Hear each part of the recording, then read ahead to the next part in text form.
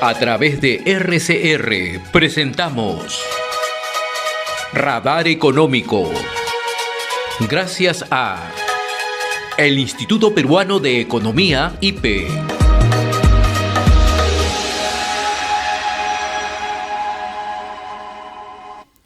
Ya nos acompaña Teodoro Crisólogo, economista senior del Instituto Peruano de Economía. Teodoro, qué gusto saludarte, como siempre, muy amable por atender la comunicación, la invitación de RCR. Sí, buen día, José.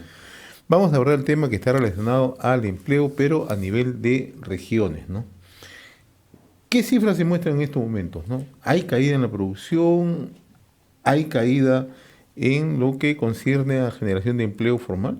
Sí, efectivamente, como menciona José, las cifras que hemos venido recogiendo a lo largo del mes de junio nos permiten hacer un control de daños de lo que ha venido ocurriendo también con las regiones a raíz de las protestas y a raíz de todas las anomalías climáticas adversas que ha venido enfrentando el país durante la primera mitad del 2023. Uno ve crecimiento, ¿no? Y lo que uno ve es de que 17 de las 24 regiones han tenido una caída de la actividad económica durante el primer trimestre. 17 de 24 regiones. 17 de 24 regiones, el número más alto desde la pandemia, y si no consideramos la pandemia, es, digamos, el número más alto de las últimas 2 décadas.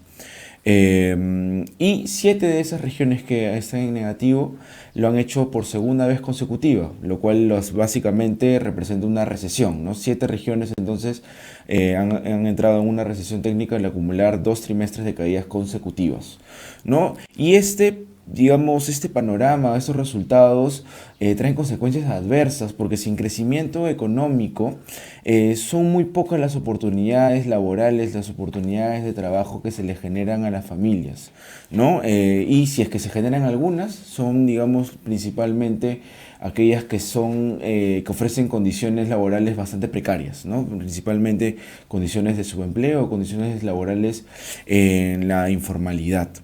Y la peor parte de esta situación se la están llevando las regiones del sur, ¿no? Las regiones del sur y algunas del oriente del país, que fueron las más afectadas durante la primera parte del 2023 por las protestas y también por los bloqueos de vías, ¿no? Que se registraron en el inicio del año. Aquí me estoy refiriendo básicamente a Apurímac, a Puno, a Madre de Dios, ¿no? Estas 3 regiones que al final del 2022 registraban un crecimiento del empleo formal de alrededor del 6% en promedio, en el primer trimestre han tenido una caída de alrededor de 4%. Y acá básicamente lo que estamos observando, por ejemplo, es que se han perdido alrededor de 3.000 a 4.000 empleos formales, que básicamente lo que implica es de que alrededor de 3.000 a 4.000 hogares han dejado de percibir o han dejado de acceder a condiciones laborales, digamos, que ofrecen este tipo de trabajos, ¿no? Son sueldos mucho más competitivos, son remuneraciones mucho más atractivas, que permiten solventar de alguna manera mucho más necesidades básicas, ¿no? Entonces, puede parecer un número pequeño de familias, pero si lo multiplicamos por la capacidad adquisitiva, esto es lo que finalmente termina repercutiendo sobre la capacidad de consumo de estos hogares de ingresos medios, ¿no? De ingresos relativamente medianos dentro de estas regiones, ¿no? Y así como, sí. Sí, en el caso de Apurímac, que ha tenido un crecimiento en los últimos años a nivel de empleo, un crecimiento en la producción, un mejor nivel de ingresos per cápita, etcétera, etcétera. Eso está reflejado por la disminución de las operaciones mineras. Sí, hay una combinación de factores, porque si bien es cierto, en el caso de Apurímac, buena parte de la caída de la producción en el primer trimestre obedece a la parte minera, esto ha sido acompañado también por la caída de otros sectores, ¿no? Por ejemplo, el caso del sector construcción ha caído más de 40% durante el primer trimestre, y el sector construcción, digamos, de que genera estos fuertes también encadenamientos en la demanda de mano de obra, ¿no? Entonces, esta caída que básicamente esta caída que básicamente está reflejando una menor inversión, tanto pública como privada, ¿no? Está repercutiendo justamente en la generación de empleos formales dentro de esta región. Ahora, no solamente va por el lado de empleos formales, evidentemente cuando estamos tomando, digamos, el termómetro de la actividad económica regional, utilizamos el empleo formal como para poder aproximar qué es lo que está pasando con el resto también del mercado laboral, ¿no? Y cuando uno también ve las cifras de producción, no solamente estamos viendo la caída por el lado de la parte minera o de la parte de construcción, en el caso de Apurímac, también estamos viendo la caída fuerte en el sector agrícola, ¿no? Apurímac es una de las regiones que ha sido más afectadas por la crisis que viene atravesando el sector agrícola a lo largo del 2023. ¿Y a qué obedece esta caída? Básicamente son las menores cosechas que están teniendo todos estos cultivos que están orientados principalmente al mercado interno. Estamos hablando de la papa, estamos hablando del maíz, ¿no? Estamos hablando de la alfalfa, estamos hablando, digamos, de estos cultivos transitorios que durante el cierre del 2022 fueron afectados en general por el retraso del inicio de la temporada de lluvias. Entonces, estamos viendo buena parte, digamos, de los rezagos de algunas cosas que nos comenzaron ya a afectar a fines del 2022, y a eso se le ha sumado también otros factores que están exacerbando ya la desaceleración de la actividad económica en estas regiones, que ya viene por el lado, por ejemplo, de cómo los bloqueos en el corredor vial del sur afectaron, por ejemplo, la producción de las bambas, en el caso de Apurímac, ¿no? O también, digamos, como la paralización de obras de construcción, tanto públicas como privadas, afectaron también al sector construcción, ¿no? Ahí estoy viendo un detalle, ¿no? O sea, el efecto que tiene el sector construcción en generación de empleo. Es un efecto bastante... En general, a nivel nacional, hemos visto una caída fuerte, ¿no?, de la inversión privada en casi 12%. Cuando ya uno lo ve a nivel regional, estamos viendo caídas de inversión en construcción de más de 40%. ¿No? Esto, digamos, por ejemplo, es lo que ha ocurrido con Apurímac, Madre de Dios y Puno, ¿no? Pero también estamos viendo, por ejemplo, las caídas fuertes en el caso de Huancavelica, más de 30%, ¿no? Entonces, estamos en general viendo una caída generalizada del sector que está más vinculado a la inversión, que es, digamos, la principal fuente de generación de empleos en el país, ¿no? Otra región que mencionas está en recesión es Puno. Puno no está en recesión, pero sí ha tenido, digamos, una caída significativamente fuerte durante el primer trimestre de alrededor del 10%. Y más o menos la historia y la narrativa ahí en el caso de Puno es muy similar a la del caso de Apurímac. Ha caído fuertemente la minería, porque la unidad minera San Rafael, que es el único yacimiento de estaño a nivel nacional, estuvo paralizado, ¿no? También tienes el sector construcción, que ha caído más de 40%, y a la vez también tienes esta misma caída del sector agrícola en doble dígito, ¿no? Una caída fuerte de doble dígito por los mismos factores que te comenté anteriormente, ¿no? La caída de la producción de la papa, la caída de la producción del maíz y, digamos, de otros cultivos transitorios que están afectando principalmente a las familias que dependen de esta actividad, ¿no? Mencionabas otro aspecto central justamente de esta caída del empleo, el tema de la agricultura. O sea, este descenso que ha tenido la agricultura en abril tiene un peso significativo en lo que nos estás explicando. Tiene un peso significativo en la medida que reduce bastante la capacidad, digamos, de generación de ingresos de las familias que dependen de este tipo de actividades, ¿no?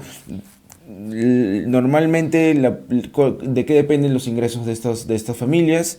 De la cantidad que producen multiplicado por el precio, ¿no? El precio puede mantenerse constante o mantenerse relativamente un poco más alto, digamos, en este tipo de coyunturas donde escasea la oferta, ¿no? Pero si está cayendo la producción, ya básicamente eso le está restando buena parte de capacidad adquisitiva a estas familias que normalmente dependen de este tipo de actividades. En el caso de Apurímac, en el caso de Puno, en el caso, digamos, de las regiones del sur y del centro, más pegados, digamos, a la parte andina, ¿no? A la parte, digamos, altoandina, más del 50% de la población depende de este tipo de actividades, de la agricultura. Entonces ahí vamos viendo un poco la dimensión del efecto que está teniendo esta caída que estamos observando primero a nivel nacional, ya que, digamos, los resultados para el segundo trimestre te están anunciando una caída mucho más fuerte en el segundo trimestre de la agricultura en estas regiones, pero que también lo único que está haciendo es mantener un poco los resultados negativos que se estaban teniendo al inicio del año, ¿no?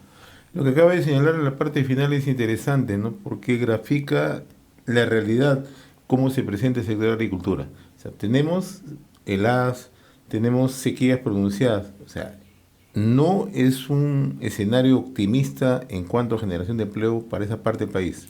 Para esa parte del país, para las familias que dependen de esta actividad, y hay que tener en cuenta algo bien importante, que por ejemplo regiones como Puno, Ayacucho, donde también se está registrando, digamos, esta caída fuerte del sector agrícola y donde la mayor parte de la población depende de esta actividad, son regiones que ahorita tienen tasas de pobreza de más de 40%. Claro.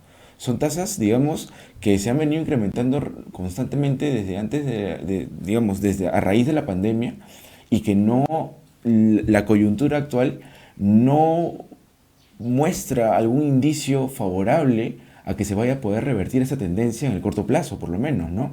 Entonces, esa situación es la que suma, por ejemplo, la caída de la actividad en general, ¿no? O sea, cae la agricultura, cae la construcción, cae la minería, ¿no? Es, digamos, como que la suma de factores que pueden evitar justamente de que haya algún escenario mucho más favorable o mucho más beneficioso para las familias que justamente están dentro de esas regiones, ¿no? Si haríamos una ecuación simple, no hay inversión, la caída del empleo se va a acentuar. Es lo que nosotros estamos también previendo, ¿no? En nuestros modelos, ¿no? Cada vez que cae la inversión privada, sobre todo, las oportunidades de generación de empleo en el país son cada vez más reducidas, ¿no? La generación de empleo formal, sobre todo, ¿no? Nosotros estamos calculando, por ejemplo, que la caída que estamos estimando para la inversión privada en este 2023, que es alrededor de 5%, con riesgos a que sea mucho mayor, habría evitado la creación de por lo menos 30.000 empleos formales a nivel nacional, ¿no? Evidentemente, la mayor parte de estos empleos están concentrados, por ejemplo, en la capital o en las costas, pero claramente si es que no hay, digamos, algún motor que jale al resto de sectores, que usualmente es la inversión, la gran mayoría de regiones también van a seguir viendo una caída fuerte del sector construcción, lo cual también arrastra, ¿no?, a la generación de empleos, no solamente en la parte de construcción, ¿no? No solamente en los sectores que están vinculados a la inversión, sino que una vez de que comiencen a afectarse, por ejemplo, la capacidad adquisitiva de los hogares que dependen de esas actividades, también repercuten sobre el resto de sectores, ¿no? Los sectores que ya están más vinculados al consumo, los sectores que ya dependen mucho más del gasto de las familias, de los hogares, ¿no? Entonces, ahí es donde, digamos, vienen esos encadenamientos que ya en el pasado lo hemos visto, ¿no? Cae primero la inversión, cae el empleo en los sectores vinculados a la inversión y después, poco a poco, también se va desacelerando el empleo que está más vinculado a los sectores vinculados al consumo, ¿no? El caso particular es las pymes o las MIPES. Exactamente, ¿no? Pymes que ahorita, por ejemplo, por el lado del comercio, ¿no? Se han visto severamente afectadas por el tema de, digamos, de que no hay invierno, ¿no? O sea, no, digamos, las altas temperaturas han hecho de que básicamente se queden con todos los inventarios de la ropa de invierno, por ejemplo, ¿no? Las MIPES textiles, las MIPES que dependen, digamos, del comercio de ropa, ¿no? Entonces ahí es donde justamente estamos viendo también algunos riesgos que sin duda van a repercutir sobre el lado de la generación de empleo, ¿no? Teodoro, y esto nos lleva a otro escenario. Va a crecer la informalidad. Es evidentemente que si no no se generan empleos formales, la gran mayoría no es que diga ya, entonces no trabajo, no. El próximo domingo, la próxima semana, vamos a ver los resultados del último índice de competitividad regional y ahí se van a ver con claridad algunos resultados por el lado laboral, ¿no? El lado laboral hay algunas regiones en donde la informalidad está llegando a picos históricamente altos, no observados, digamos, en los últimos 16 años, ¿no? Entonces, claramente ahí, con un panorama no tan favorable para la creación de empleos formales, es evidente que revertir la informalidad va a ser, digamos, una tarea cada vez más difícil, ¿no? Ahora, toda esta situación que nos estás explicando, ¿cómo se refleja en el bolsillo, en el día a día de cada poblador? ¿También ha disminuido el nivel de ingresos? Hay, digamos, dinámicas bastante marcadas, bien marcadas de manera diferenciada, ¿no? Tenemos los ingresos del sector formal que están prácticamente estancados a lo que va del 2023. Básicamente tienen un crecimiento nulo, ¿no? Entonces, tienes por ahí, digamos, el lado del empleo formal, de que como no se está generando empleos formales, no hay mayor demanda laboral formal, entonces los salarios ahí se mantienen relativamente estancados. Ahora, el tema es que como la gran mayoría ahora está trabajando en la informalidad, aumenta la demanda de empleo informal y ahí eso hace que se suban los salarios, ¿ya? Pero no es que, digamos, sea una situación, digamos, generalizadamente positiva para esas familias, ¿no? Evidentemente los salarios que ofrecen en el sector informal son la mitad de lo que se pueden llegar a ofrecer en el sector formal. Entonces, ahí, digamos, por más de que esté creciendo los salarios en el caso, por ejemplo, del segmento informal, ¿no? Lamentablemente eso no es suficiente como para poder compensar la reducción de la capacidad adquisitiva que todavía enfrentan esos hogares con respecto a los niveles prepandemia, ¿no? Entonces, ese, digamos, es un poco como que la figura, ¿no? Puedes ver el vaso medio lleno en el caso de la recuperación del sector informal, digamos, del segmento informal del mercado laboral. Pero si uno lo compara con el nivel prepandemia, claramente estamos todavía bastante lejos, o relativamente todavía no se ha cerrado esa brecha que se había perdido, que se había ampliado a raíz de la pandemia, ¿no? El caso de Lima, a nivel de empleo, ¿cuál es la situación en cuanto a cifras? En Lima está claramente reflejando las consecuencias de la pérdida de dinamismo de la inversión privada. En el primer trimestre el empleo creció alrededor de 4%. Pero ya con los datos que tenemos en el último trimestre móvil hasta mayo, ¿no? O sea, básicamente ya los 2 meses ya del segundo trimestre, el empleo se ha desacelerado a un ritmo, el crecimiento del empleo total se ha desacelerado a un ritmo de apenas 1%. Es decir, el empleo en la capital, ¿no? El empleo en el mercado laboral más grande del país está creciendo a tasas de apenas 1%. Entonces, gran parte, digamos, de esta afectación o gran parte de esta desaceleración uno lo observa, digamos, en el segmento de independientes, ¿no? En el segmento de independientes, si lo vemos por sectores, lo estamos viendo también, por ejemplo, en los sectores que están más vinculados al comercio, a la inversión, a la construcción, a la manufactura, ¿no? Entonces, estamos viendo, digamos, una fuerte desaceleración en la generación de puestos de trabajo en la capital, que básicamente se está explicando por lo que te comentaba al inicio, ¿no? La pérdida de dinamismo fuerte de la inversión privada, ¿no? Digamos, no solamente es digamos, el efecto que puede llegar a generar sobre el crecimiento per se, ¿no? Sino también sobre las oportunidades de chamba que pueden llegar a tener las familias, Esto ¿no? tiene que ir con los jóvenes. Básicamente, a los jóvenes en este tipo de coyunturas de desaceleración económica, ¿no? Digamos, en donde el crecimiento es bastante débil, ¿no?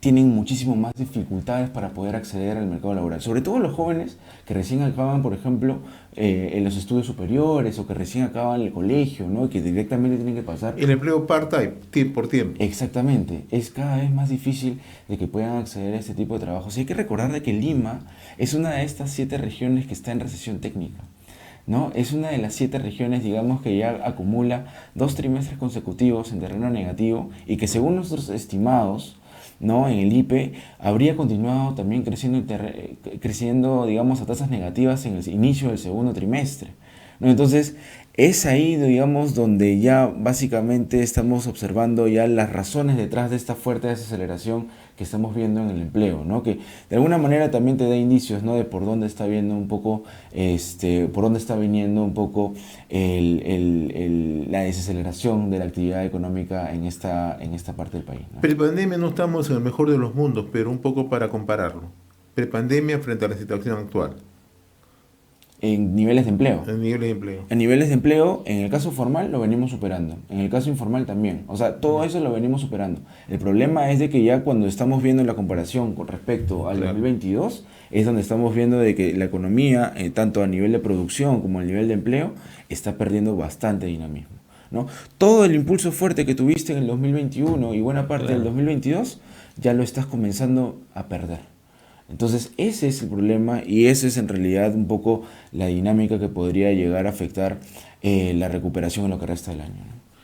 Muy bien, mi estimado Teodoro, como siempre muy agradecido por compartir este análisis y un tema tan central como es generación de empleo y cómo está afectando a nivel de regiones. Yo te agradezco la gentileza como siempre, Teodoro, muy amable. Perfecto, gracias, José. Estaba con nosotros Teodoro Crisolo, economista senior del Instituto Peruano de Economía, en nuestra secuencia Radar Económico. Hemos presentado Radar Económico. Gracias a el Instituto Peruano de Economía, IPE.